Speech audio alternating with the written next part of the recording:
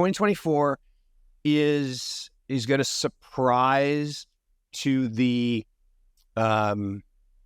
downside. I think, again, not collapse, not depression, but I just think that as everyone was on one side of the boat last year, negative, I think everybody's come back on the other side of the boat, positive. And yet just about every indicator that you can look at from a macro perspective, leading economic indicators just made new cycle lows. I mean, like the lowest in the last 4 cycles. In fact, I don't know that we've ever, I think this is right, I don't think we've ever had this many consecutive negative readings of LEI ever. Like crazy. And so that's one. PMIs are down. Now, PMIs have turned. Raul's been talking about this. I know you were just talking with Jim Bianco. Jim may have been talking about PMIs. But I think there's a lot of macro data that's a little negative. I think first quarter GDP is going to surprise a lot of people how low it is, but that's a cyclical thing. And even though they seasonally adjust, they don't seem to do it right. So it's always the lowest quarter. I think they could be closing in on 0. I don't know that it'll go negative. Depends on weather. If we have a weather shock, like I haven't heard any forecast of polar vortex or anything like that. In fact, to that point, it's funny. I haven't heard anybody talking about global warming anymore because we've had, cold weather. I don't know. But weather, I think, is the swing factor that I can't predict. What did everybody miss last year? That's probably one of the biggest things people missed was the third year of the presidential cycle. So there's lots of 4-year cycles. There's crypto 4-year cycle. There's this presidential 4-year cycle. The third year, so the year before the election, is always the best year of the stock market. It averages 16%. Okay? So on average, it's 16%.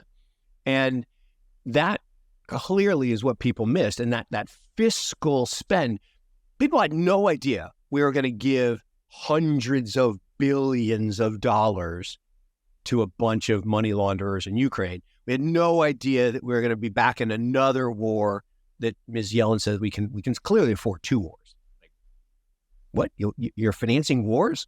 Oh, that's what big money does. It finances wars. Central banks, that's what they were created for. Back in the 1600s, they've been financing wars ever since. So I think we all missed that. And that changes. The fourth year, the election year, is on average a muted year for markets. It's, on average about 6%, which is, not high, not low.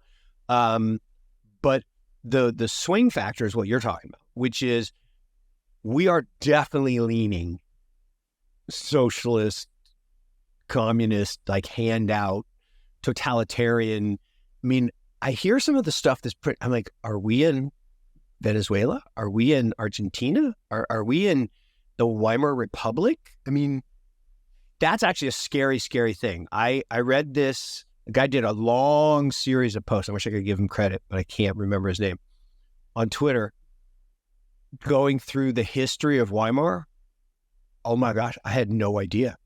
And you look at the things that they did, and you look at what's happening in America, it's like, oh my gosh. I mean, it's like the same playbook, like down to a whole bunch of stuff.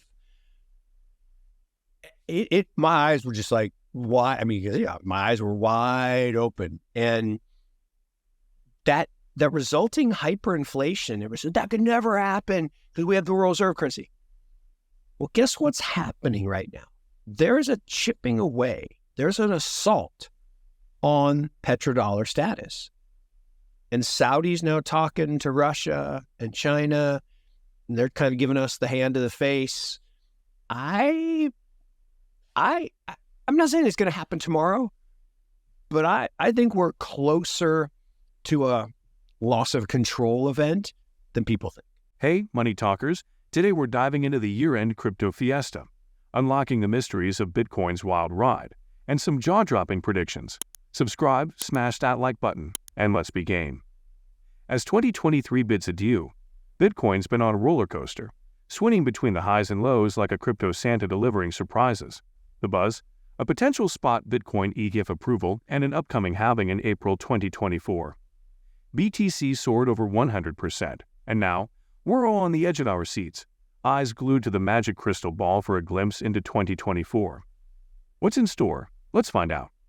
A jaw-dropping $1 million for Bitcoin. Why the hype? Most cooking up a perfect storm, ETF approval, limited supply, a money tsunami, and voila! A supply-demand price shock that's music to our crypto ears. Can you hear the cash registers ringing? But wait, the party ain't over. Raul Pal, the Real Vision co-founder, has joined the bandwagon. He's not settling for less, predicting a $500,000 to $1 million Bitcoin by 2025. Pal's singing praises for Bitcoin, calling it the fastest horse in the race for risk-adjusted returns. Move over, Wall Street, the crypto horse is sprinting. What's behind the curtain of this billion-dollar spectacle? Both Mo and Pal are pointing fingers at ETFs, shouting, game changer. They're betting big on Bitcoin's scarcity, global liquidity trends, and its status as a high-risk, high-return rock star. Economic indicators are in harmony, and the stage is set for Bitcoin's grand performance. Buckle up, it's going to be a wild ride. The curtain falls, but the drama unfolds. With ETF approval as the secret sauce, Bitcoin's primed the big leagues. What's your take on this billion-dollar ballet? Let's continue our discussion with Mark Yusko. Yeah, my memory is starting to go a little bit, but I cannot remember a time when people got it so wrong. Like, and look, myself included. I mean, I'm not throwing everyone else under the bus. Like, oh, I was so right. No. I maybe wasn't 100. You know, if you had a meter of no recession to always, I maybe wasn't 100% sure, but I was looking at the liquidity data and I was looking at a bunch of things, and it just seemed that that Jerome was intent on hike until something broke. I guess the one thing that I think people did miss, and we can take a little credit because we did talk about it, and I think we got it, although then got another piece of the prediction like epically wrong, which I'll get to. So one thing we did talk about in November, December last year was that China had turned on the liquidity machine. While the Fed was reducing liquidity, China had pumped $1 trillion, there's that T word again, $1 trillion into the economy. And so the thing I got just totally wrong, like more wrong than maybe anything I've ever gotten, was I looked at that and said, well, clearly then Chinese stocks will do great. The dragon market will roar. And it's been a straight downhill. I mean, we're at 5-year lows. And then on the last day of last week, the government came out and started to limit the amount of time you can play games. And Tencent was down 15% in a day. So it's not that I can take credit for that one either, but I think people missed how much liquidity was being created. And then clearly we all missed that we'd have the third largest banking collapse in history. And that would be a good thing because the Fed would then pump another $300 billion into the economy. So I think we just all missed liquidity. We collectively, and this is a we show. I mean, we have our own opinions, but at the end, we are projecting, some information. We got crypto right. I think we did too. We nailed it. We nailed it. And when people were throwing stones, like, no way, you don't understand. Like, well, there are cycles for a reason.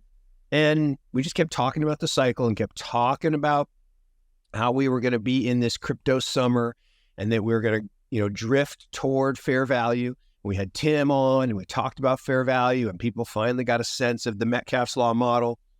And, here we are at 43.44, right below the fair value of 51. We're still not to the halving, so we still got time to get there in that slow drift. But the fireworks are about to start. And so I'm giving you a little pat on the back for that one.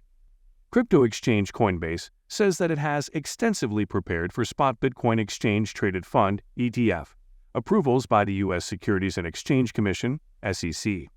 Most spot Bitcoin ETF applicants have named the NASDAQ-listed crypto platform as the custodian for their Bitcoin. The U.S. Securities and Exchange Commission, SEC, could make a decision regarding the approval of spot Bitcoin exchange-traded funds, ETFs, on Tuesday or Wednesday, according to a report.